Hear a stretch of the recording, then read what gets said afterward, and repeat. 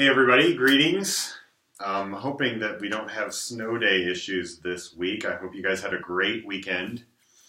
Couple things you'll notice. Number one, I'm trying this again without the earpiece. The earpiece, I heard that it was having issues and kind of my voice would stop and start. So I'm trying to skip that. Hopefully the volume's going to be loud enough. If it's not, let Miss Barabo know. She'll let me know. We'll go from there. Okay? We are this week, actually last week, finished Chapter 3 on applications of derivatives. So this week, number one, we're going to start into some new, kind of new material. It will be connected to derivatives, but it will also be kind of different. This is a normal week for us, again, assuming there's no snow day.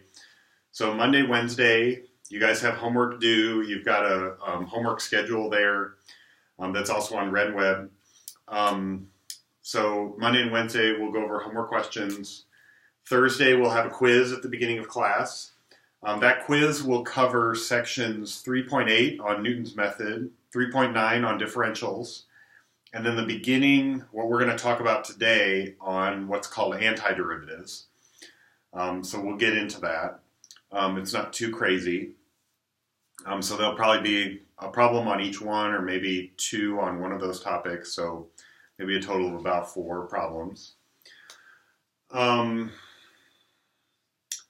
I don't think there's anything else unusual. So I think we'll just go ahead and jump into lecture. So we're starting a new chapter. We've got chapter 4, which is on the topic of integration.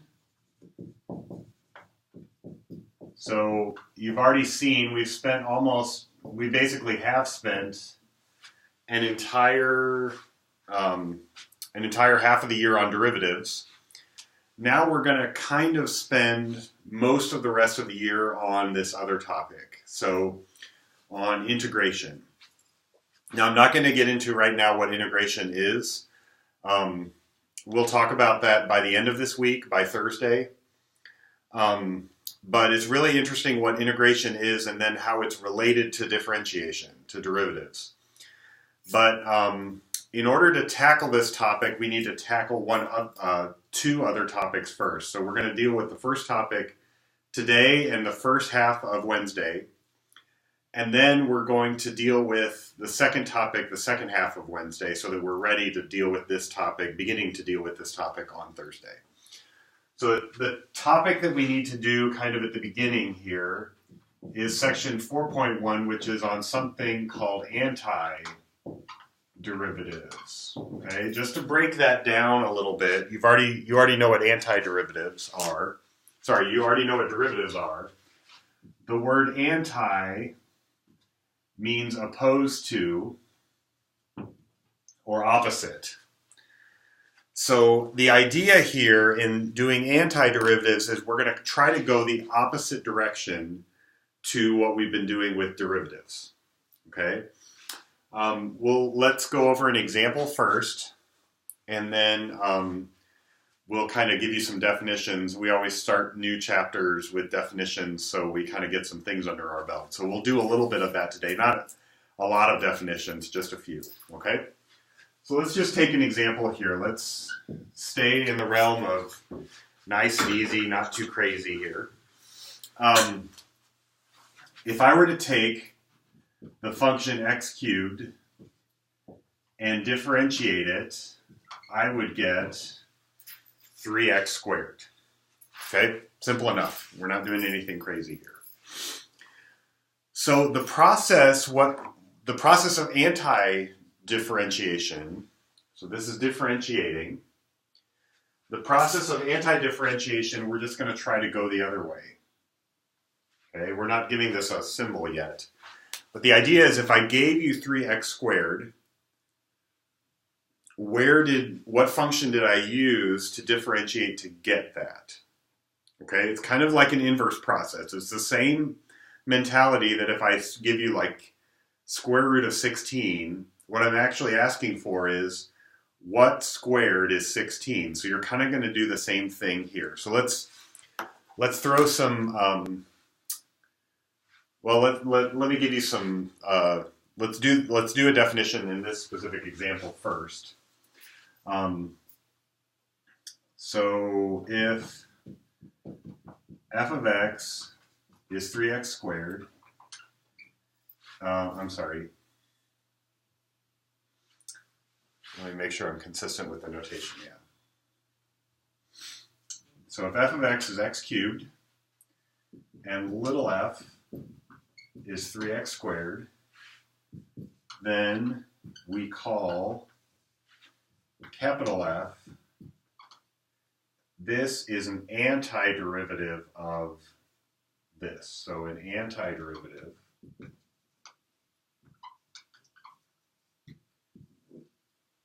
of little f. Okay. So little f, in this case, let me label these things. If this is little f, and this is capital F, little f is the derivative of capital F. And we're going to want to reverse the process, so we're going to say that capital F is an antiderivative of little f. Okay, so let's give that let's do a formal definition here. Okay. So let's do a definition. Okay. Let capital F of x and little f of x be defined on an interval I. Okay? So let capital F and little f be defined on an interval. If the derivative of capital F is little f, so in other words, if I take capital F and differentiate and get little f, then we would call little f the derivative of capital F. Okay? What we're going to do is define the other way. So we say capital F is an antiderivative of little f. Okay? Antiderivative. Anti, again, means going the other way. Okay, now, one thing you'll immediately notice that I'm kind of trying to be a little careful of is this word right here, an antiderivative. I don't say the antiderivative, I say an antiderivative. The reason I do that, so let's look at this example here.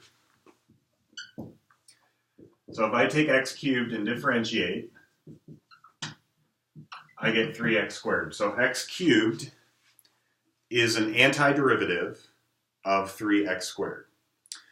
Here's a question. Is there another function that I can differentiate and also get 3x squared besides x cubed? Can you think of another function that I could differentiate besides x cubed that would give me 3x squared? So just think about it for a second. Think about something that goes away when you differentiate it. All right. What about a function like x cubed plus 2? That's not the same function as x cubed, okay? It's close, but it's not the same function. All right, x cubed plus 2 is different from x cubed, but when I differentiate them both, I get 3x squared. Same for if I did x cubed minus 4. If I differentiated that, I would get 3x squared. So one function, like 3x squared, can actually have a lot of antiderivatives. In fact, any constant you picked on there, pi or -10 or 1,000,005, there's actually an infinite number of functions that all differentiate to 3x squared. There's a lot of them that are possible. Okay? So before we get into other examples of this, one immediate question that comes up is, how do I know what other functions can differentiate to 3x squared. Are there other ones besides x cubed plus some constant number? For instance, is there something out there, I mean, you've seen this before, when we have a crazy function, I don't know, like e to the tangent of the square root of x over 1 plus x cubed or something like that. I mean, you can imagine that there might be some dragonish crazy function out there that when you differentiate and you have all these chain and quotient rules and crazy stuff, when you do all the differentiation, you suddenly, it collapses down and everything cancels out and you get something nice like 3x squared. So the question is there something really weird that's not x cubed plus some constant that still differentiates to 3x squared? Okay, and thankfully the answer is no. Okay, so let me give you a theorem and we'll kind of see why this theorem is actually true, and then we'll move on and we'll look at lots of examples of this kind of thing. Okay, so let me erase something here just so I have it. Some space here. All right. So my theorem is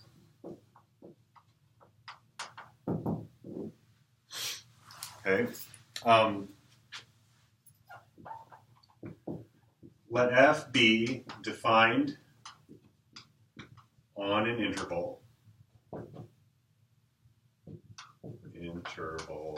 I if capital F and capital G are antiderivatives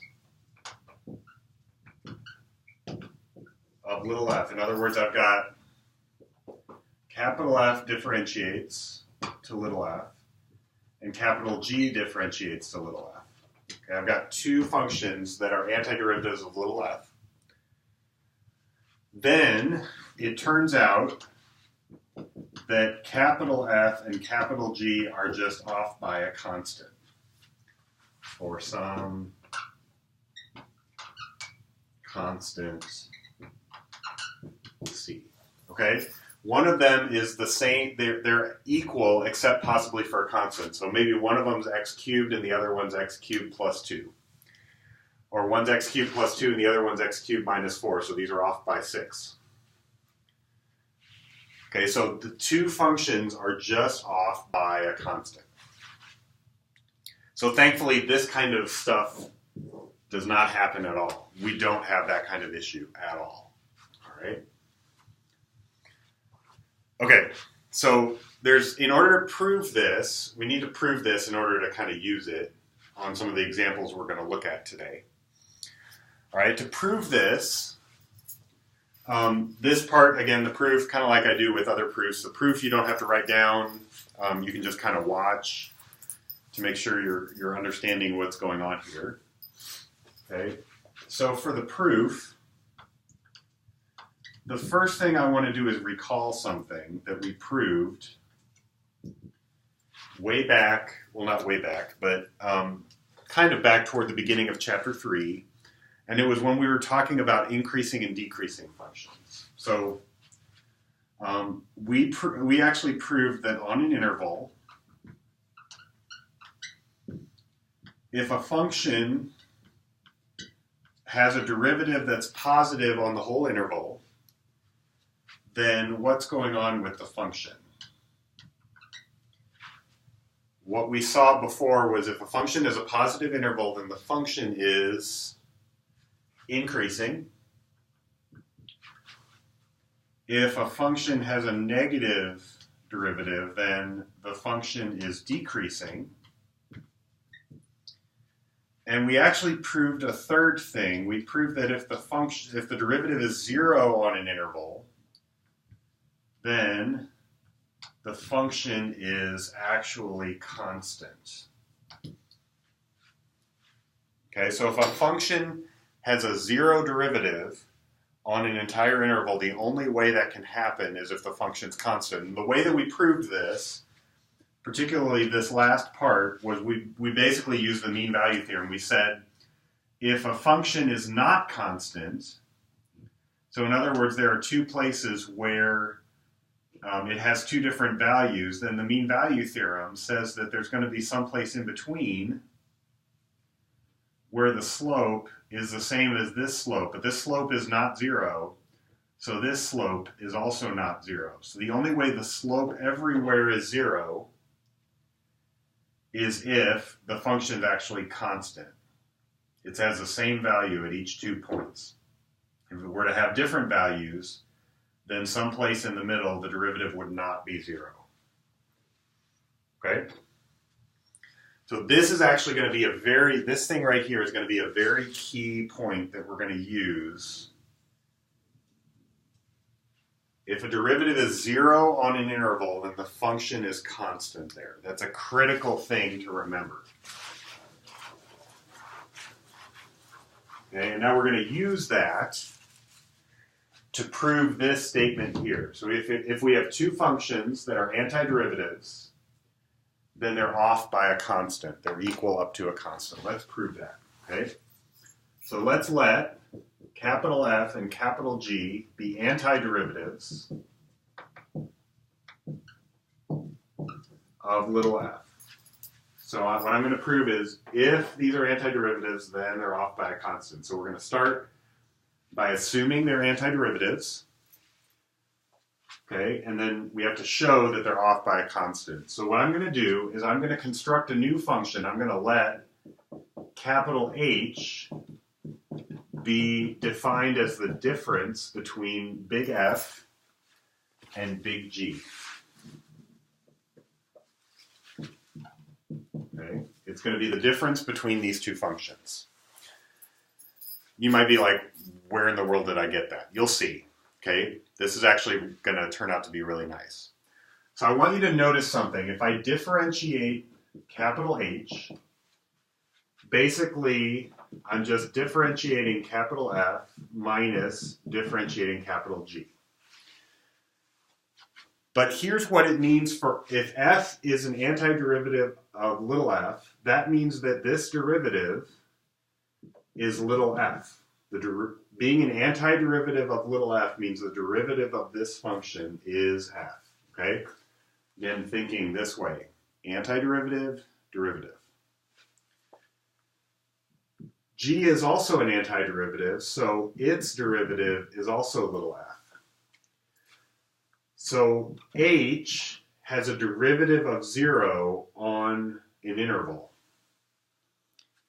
But because of what we just talked about, if a function has a derivative of 0 on an interval, that means the original function is constant. And that means that one of the functions, if I add g over, is just the other function plus a constant.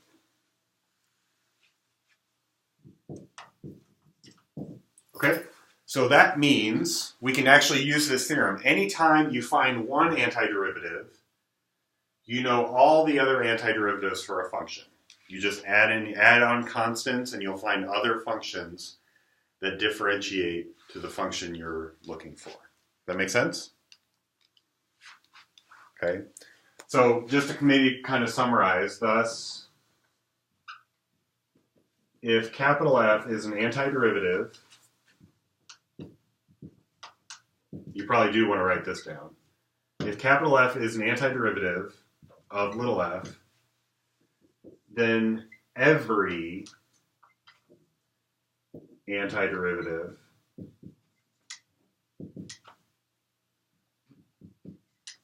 of little f looks like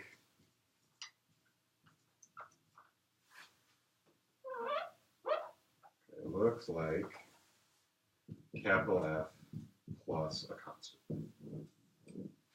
Okay. Once you find one of them, you know all of them by just adding on constants.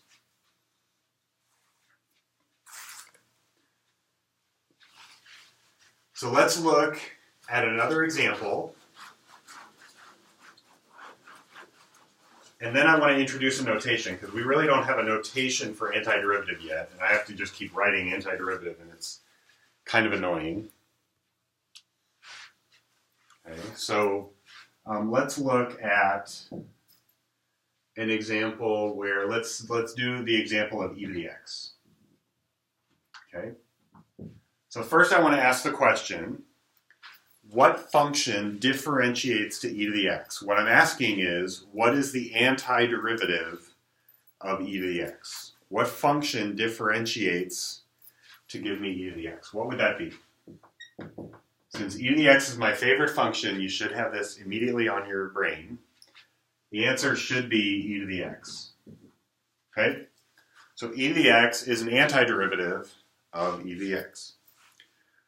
What's another antiderivative of e to the x? E to the x plus 3, or e to the x minus 5, right? And every antiderivative looks like e to the x plus some constant. Okay?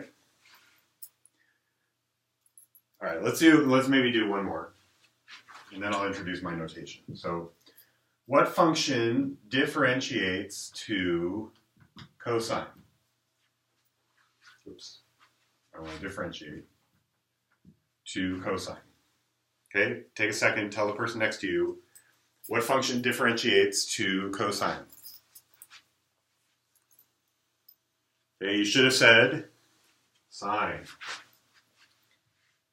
But you also could have said sine of x plus 5, or sine of x minus pi. And in general, every antiderivative looks like sine of x plus some constant. Okay? So hopefully this doesn't seem too crazy. All right. Now, there's a notation that I want to use for antiderivative. All right.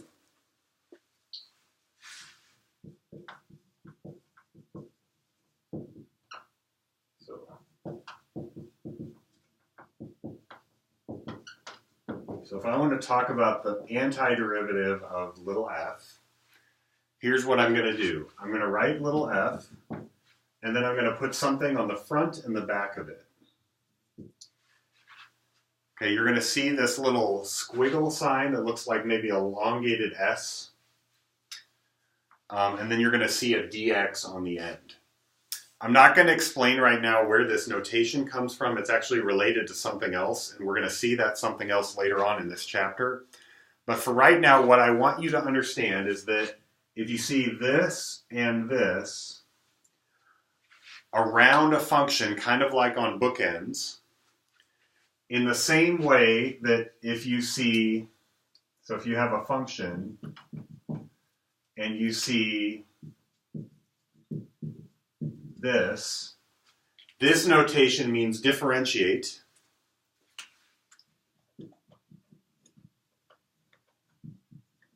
Okay, which means go this way, differentiate. This notation simply means anti-differentiate. Okay, we're going this direction. Does that make sense? So let's use the notation just in a couple of instances, and then we'll do something a little more generic. Okay? All right, let's look at, for example, the antiderivative of 4x. Okay, now you'll notice I put the little long s on here and then the dx, but all that this means is, what is the antiderivative, what is the most general antiderivative? So this, I should say that this is, we're not just looking for an antiderivative of f here, we want the most general antiderivative of f, okay? All right, so now for 4x, what that means, let's unpack this, let's rewrite it. We're looking for a function that when we differentiate it, we get 4x. Now for right now, we're not doing this very systematically, we're just kind of guessing based on our knowledge of derivatives. But can you think of a function that when I differentiate it, I get 4x? Well, the one thing that should come to your mind is the fact that when I differentiate x squared, it becomes 2x. Okay, so if I see an x here, it probably came from an x squared over here. But if I started with x squared, I would get 2x here, and I want 4x. So what should I start with over here? I should probably start with 2x squared. And the reason is that this 2 is going to come down when I differentiate and multiply on the other 2 to give me 2 times 2x, which would give me 4x. So one answer of an antiderivative is 2x squared. The most general one would be 2x squared plus a constant, and that is going to be your answer here, because we're asking for the most general. Okay? Make sense? All right. Let's do one more example, and then I will kind of try to get this a little more systematic here. All right. What function differentiates to sine? In other words, what's the antiderivative of sine? Okay. Again, let's unpack this. Let's rewrite it in a way that we're a little more familiar with. Is there a function that when I differentiate it, I would get sine? Again, think about this for a little bit.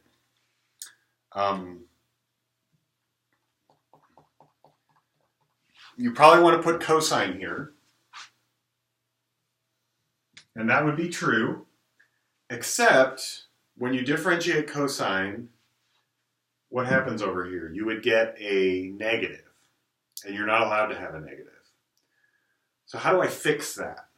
And that's going to be a question that we're going to be, as we're talking about antiderivatives, we're going to be, here's our goal, here's what I think we kind of start with, but when I differentiate that, I don't quite get this, so I need to fix this so that when I differentiate, I do get this one.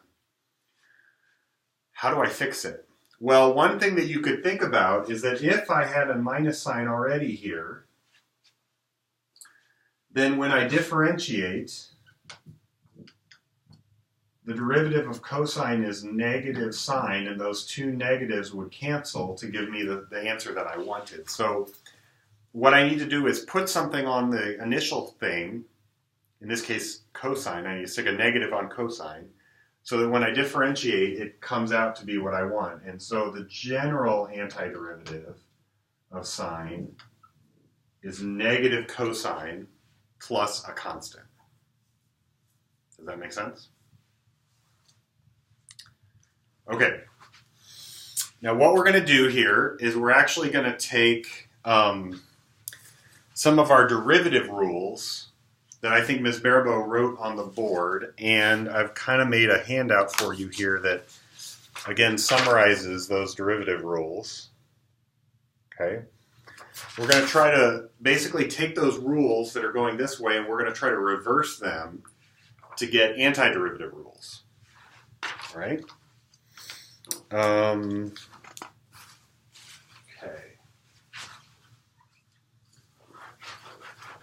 And the antiderivative rules I've given you are on the back of this sheet. So on the front sheet are the derivative rules.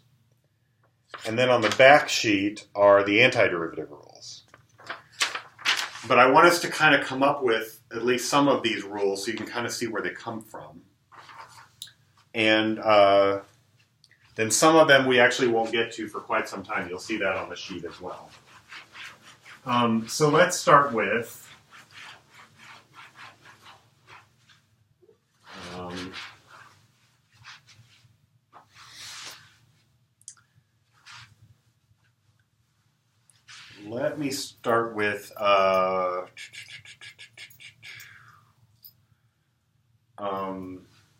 we'll go ahead and start with the first derivative rule. So the derivative of a constant is 0. And the way that I rewrite that in my antiderivative world is that the antiderivative of 0 is a constant. And remember, these two symbols together on bookends just mean antiderivative, the general antiderivative of this thing. Okay?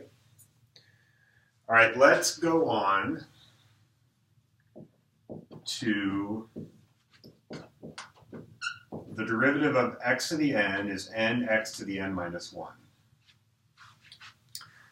And the question is, what should the antiderivative of x to the n be? Okay? Now, in order to get this, you already have the answer kind of sitting in front of you on that sheet. I want you to wait for a second. I want you to just think for a minute. Let's do a few examples here, okay? Let's start with the antiderivative of x. If you think about, I need a function whose derivative is x. Well, again, like we said before, x seems to come from x squared. But if I start with x squared, I'm not going to get x. What am I going to get? I'm going to get 2x. So in order to prevent that 2 from being there, what I could do is I could throw a half on here. And then when I differentiate the half, when I differentiate the function, the half just stays there.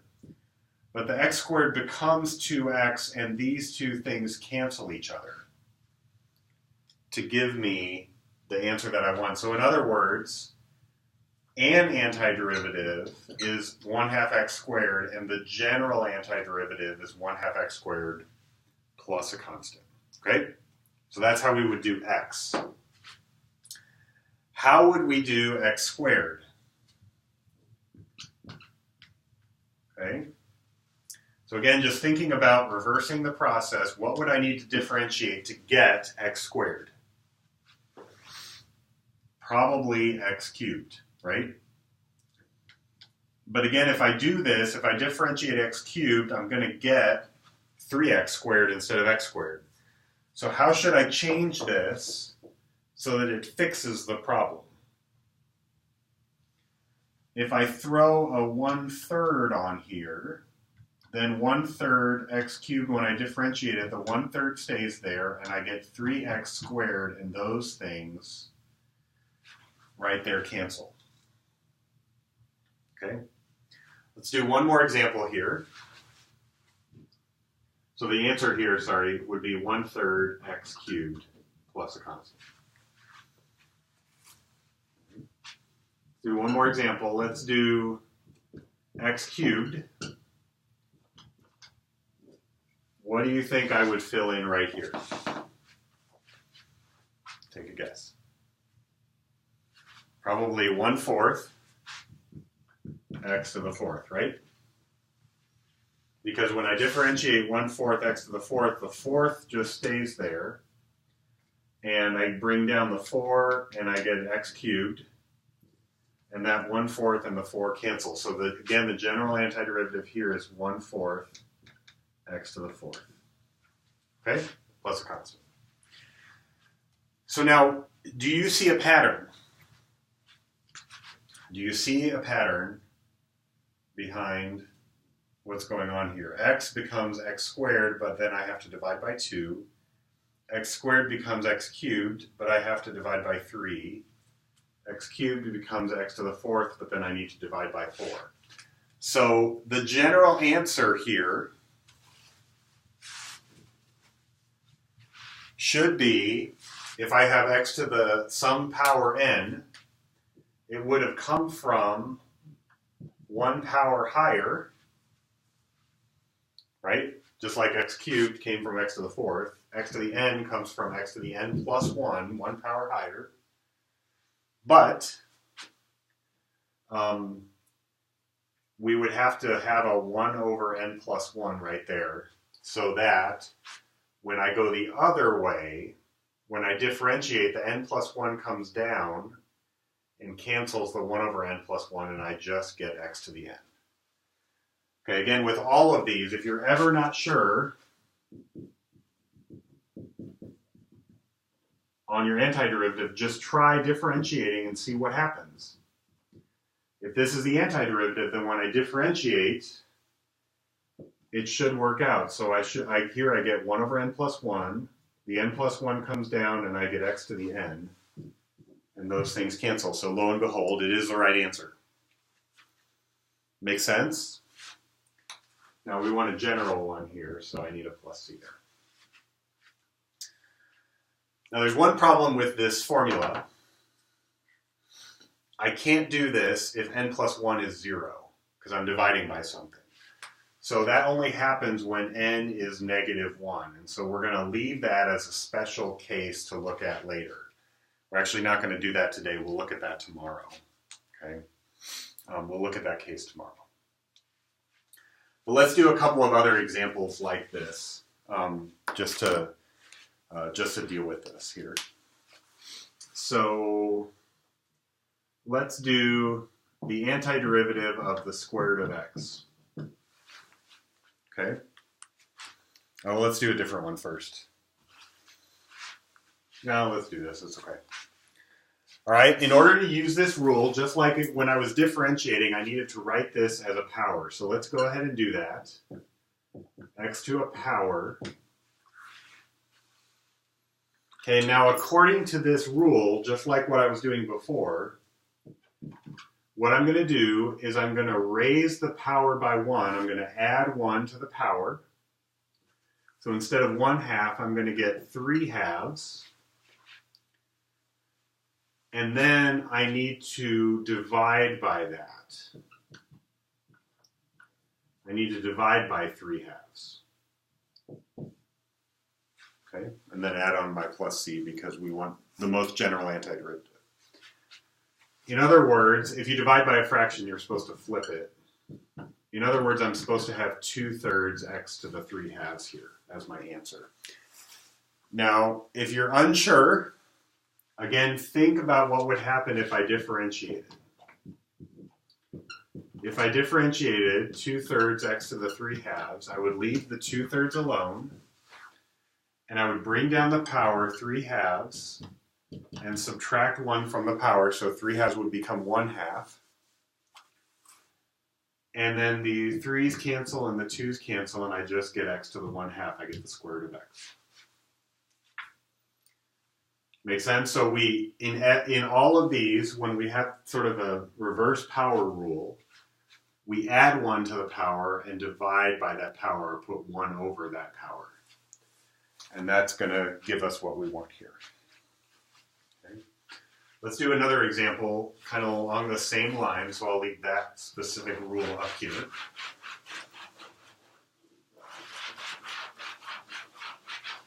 Okay. Let's do, for example, 1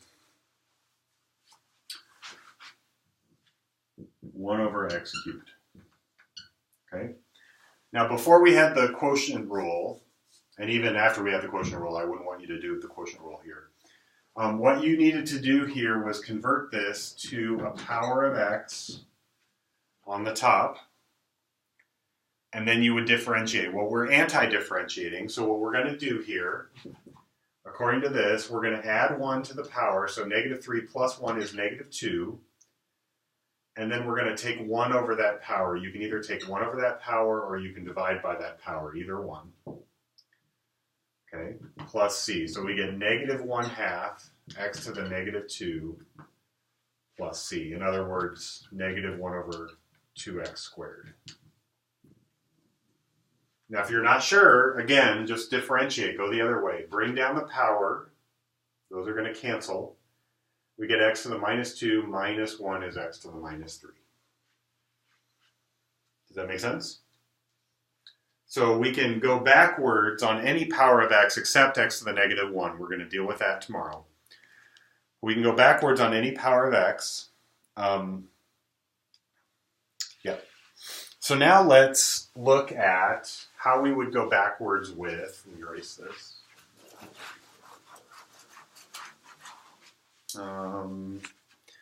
How would we go backwards on e to the x?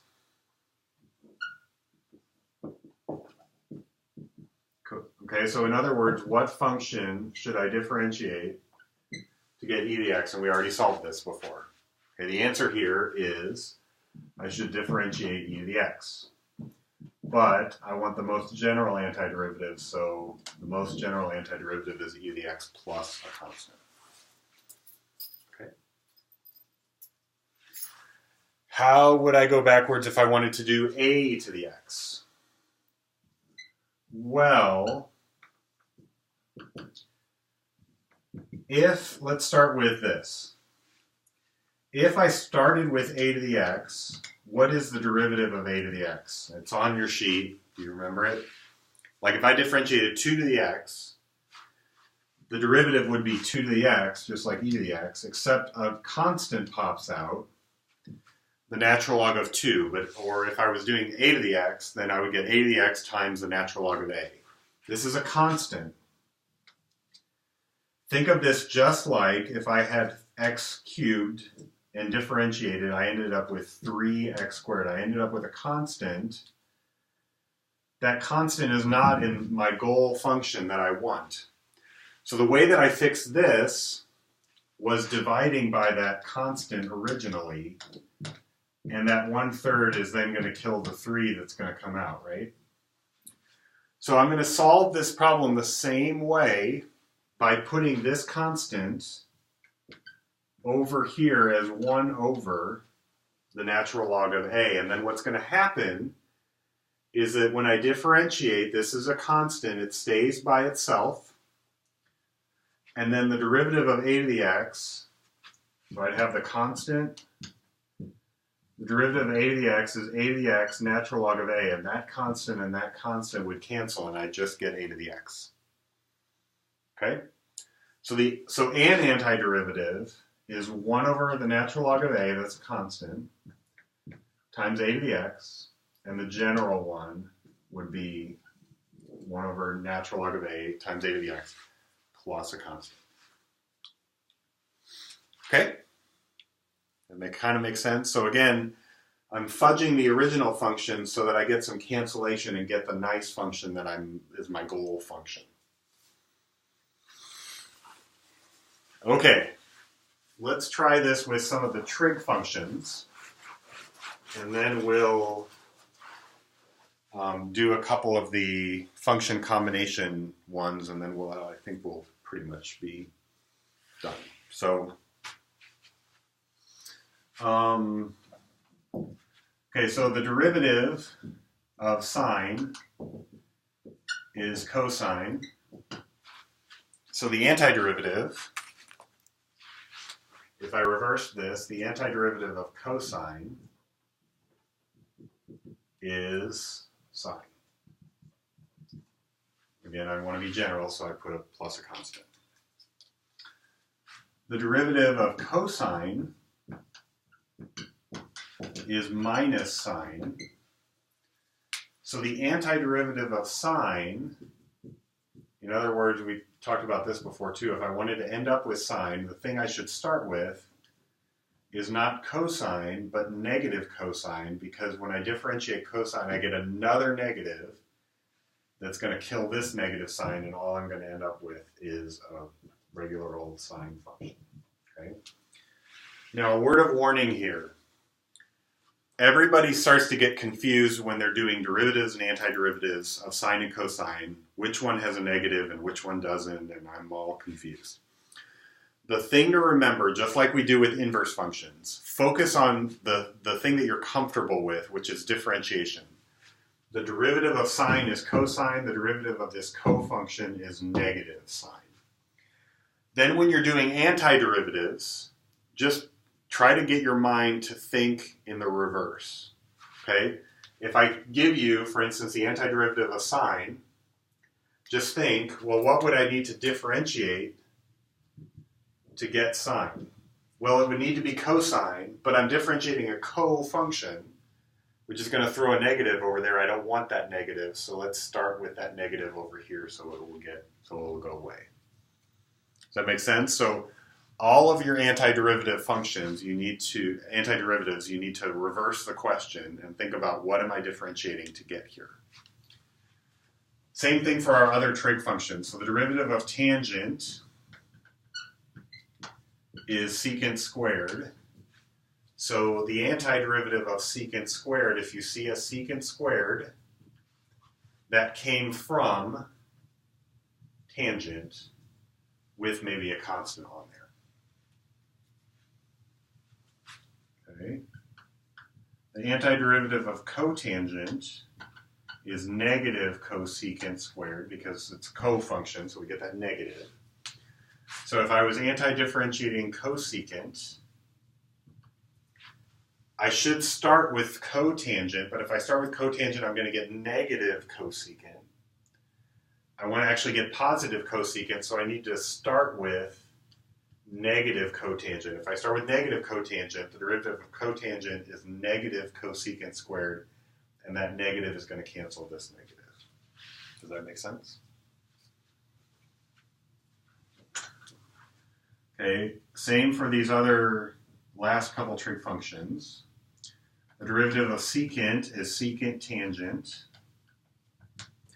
So if you see an antiderivative of secant tangent, that came from secant. All right. And then let's do cosecant. You can probably already guess what I'm going to put here. Derivative of cosecant is negative cosecant cotangent.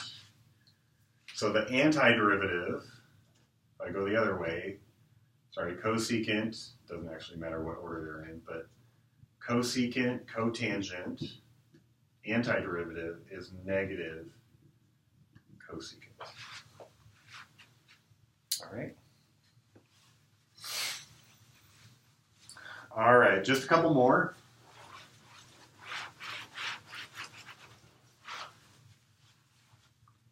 So kind of reversing the last few derivative rules that we have here. The derivative of arcsine is 1 over the square root of 1 minus x squared. So the antiderivative, if I go the other way, of the 1 over the square root of 1 minus x squared is going to be arcsine plus some constant. The derivative of arctangent is 1 over 1 plus x squared. So if we do that the other way, reversing 1 over 1 plus x squared is going to give me arctangent plus potentially a constant. Okay?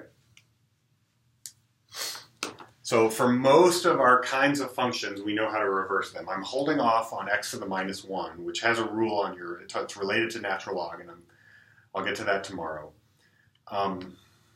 But this gives you most of the kinds of functions we know how to flip around now. The other thing that is pretty easy to reverse, some of the combinations of functions are easy to reverse and some of them are definitely not. The ones that are easy to reverse are the constant multiple rule. Okay, the constant multiple rule says if you have a constant times a function and you differentiate, just leave the constant alone. Okay, oops. I'm already ahead of myself, sorry. Leave the constant alone and differentiate the function. That same rule, because you're just leaving the constant alone, it applies the other way. So if I'm asking you the antiderivative of a constant times a function, just leave the constant alone and anti-differentiate the function. Okay? So as an example, if I ask you for the antiderivative of 2 sine x, well, that 2 is not going to make any difference at all. You just leave the 2. And the antiderivative of sine, in other words, to get to sine, I had to come from cosine. But again, thinking that through, cosine is going to give me a negative over here, so I need to start with a negative so that when I differentiate, this negative is going to cancel that negative and just give me a sine. Okay?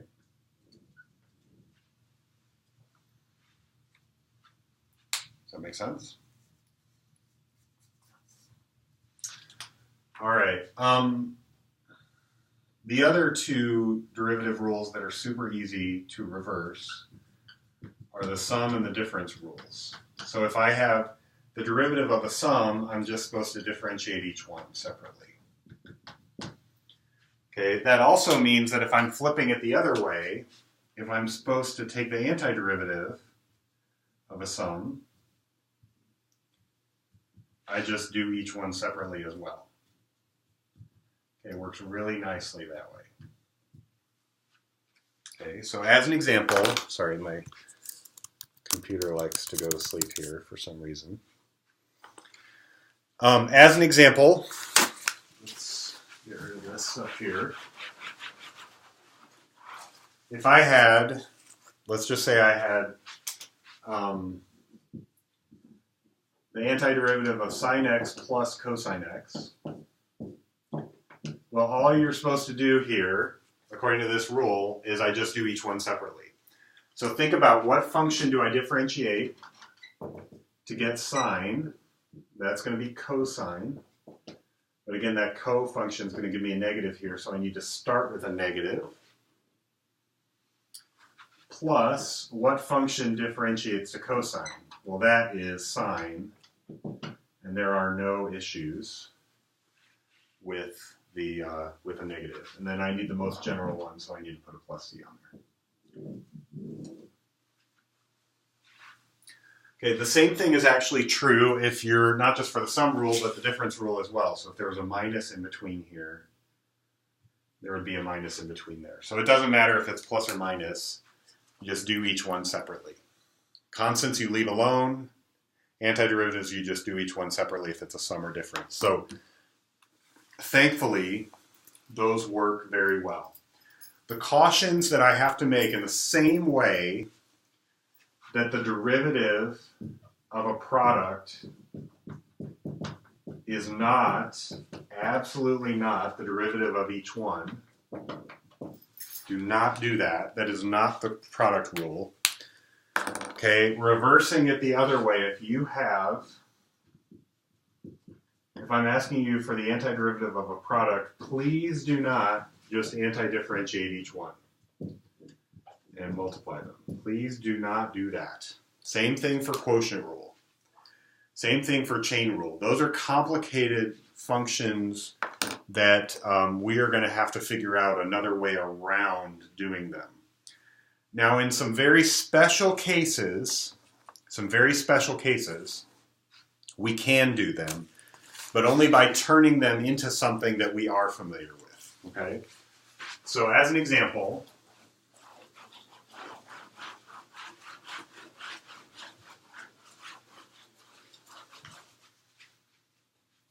if we, for instance, well, let me take an example we just did before. This one was a quotient, but if I turn it into just a power of x, then I can do it, and we did that before. Okay? So I won't do that one again. But another example would be, let's take x minus 1 times x plus 1. Okay? This is a product, and we do not have a rule for anti-differentiating a product. We do have a rule for differentiating a product, but not for anti-differentiating one, because it's very complicated, and we'll get to it, but it's actually not until chapter 7 that we're going to get to that, and we're in chapter 4 right now. So you can imagine it's a little ways off. So, but what we could do is we could multiply these out. In other words, we could FOIL and say first would give me x squared. My outer would be x and my inner would be minus x. So they actually go away. And then minus 1 times 1 gives me minus 1. So in other words, I have x squared minus 1. It's a difference of squares there. So now, what these rules say is I can just do these individually because it's just a difference. Okay, so let's start with the x squared one. Remember, the way this works is x squared is going to come from x cubed, but I don't want that 3 to pop out, so I start with a 1/3 x cubed. And then when I differentiate, that 3 is going to come down and cancel the 1/3 and give me an x squared. Minus, what function differentiates to 1? That's the function x, right? X differentiates to 1. And then I just throw on my little plus c, okay? Let me do one more example, and then I have one kind of closing comment here, and then we should be done for today. Okay, so let's do, as kind of our last example here, let's do x squared minus 1 over x. Sorry, let me change this. X cubed minus 1 over x squared. Okay, so I've got a quotient here, x cubed minus 1 over x squared. I have a quotient, but there's a way to fix this. So I've got x cubed minus 1 over x squared. I can just take each one individually, x cubed over x squared minus 1 over x squared. And if I do that, just divide each one by x squared. X cubed over x squared is just x. And this is just 1 over x squared. Now, in order to differentiate 1 over x squared, just like this example up here, I need to make it x to the minus 2. Okay. So now each of these is something that I can do. I can do x. So if I think of what function differentiates to x, that's x squared, but I need a 1/2 on the front to cancel that power that's going to come down when I differentiate. Minus x to the minus 2 is going to come from, again, we're adding a power. We're adding 1 to a power, so minus 2, if I add 1, it gives minus 1. And then I'm going to divide by that. Okay, so I get x to the minus 1 over minus 1. So in other words, I get 1/2 x squared. The minus minus gives me a plus x to the minus 1 plus c. In other words, 1/2 x squared plus 1 over x plus c. Okay. All right, my little note that I wanted to make is that in general, anti-differentiating is very hard. Unless you know the function, unless you have some nice function right in here that you can look at and say, oh, I know where that came from. This process is very hard. There are techniques to do it in some very special cases, and we have some of those special cases here. But in general, if I just threw some crazy function on here, like give me the antiderivative of e to the tangent of square root of x over 1 plus x cubed, that's a really hard question to answer. Okay, and we'll see how hard that is a little later on in a few chapters down, I think, probably. So, okay. So that is it for today. And we'll pick up the topic of anti-differentiation. There's about 3 or 4 things I want to note. We'll do maybe 1 or 2 other examples, but there's 3 or 4 things I want to note tomorrow, kind of in the first half. And then in the second half, we're going to go over another topic that's going to give us kind of building blocks for tackling what we have on Thursday. So have a great day, you guys, and I'll catch you on Wednesday.